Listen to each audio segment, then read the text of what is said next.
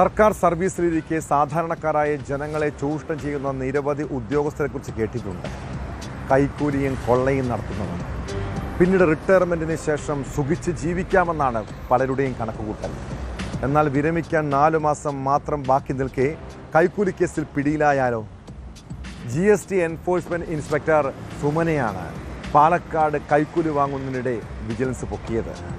അമിതഭാരം ആരോപിച്ച് ചരക്കു വാഹനങ്ങളുടെ ഉടമകളിൽ നിന്ന് 3.5 ലക്ഷം രൂപ കൈക്കൂലിപ്പണം വാങ്ങുമ്പോഴാണ് ഇയാൾക്ക് പിടിവീണത്.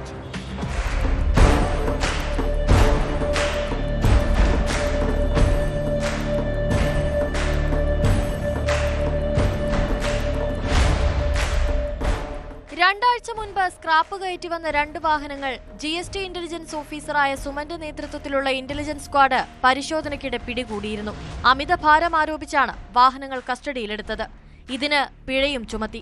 പിഴ ഒഴിവാക്കാൻ GST ഇന്റലിജൻസ് ഉദ്യോഗസ്ഥൻ കൈക്കൂലി ആവശ്യപ്പെട്ടു.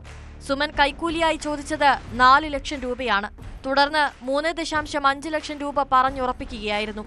ഇത് വാങ്ങാൻ ഉച്ചയോടെ പുതുശ്ശേരി കുരുടിക്കാട് വെച്ചൊരുങ്ങുമ്പോഴാണ് ലോറിക്കാരുടെ വേഷത്തിലെത്തിയ വിജിലൻസ് ടീം സുമനെ വളഞ്ഞിട്ട് പിടികൂടിയത്.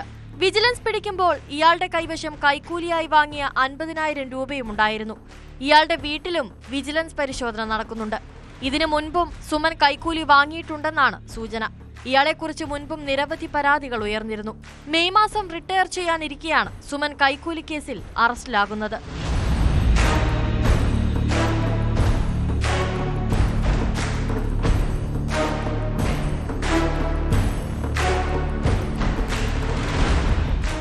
ന്യൂസ് 18 പാലക്കാട്. കൂടുതൽ വാർത്തകൾക്ക് news 18 Keralam YouTube channel subscribe ചെയ്യുക.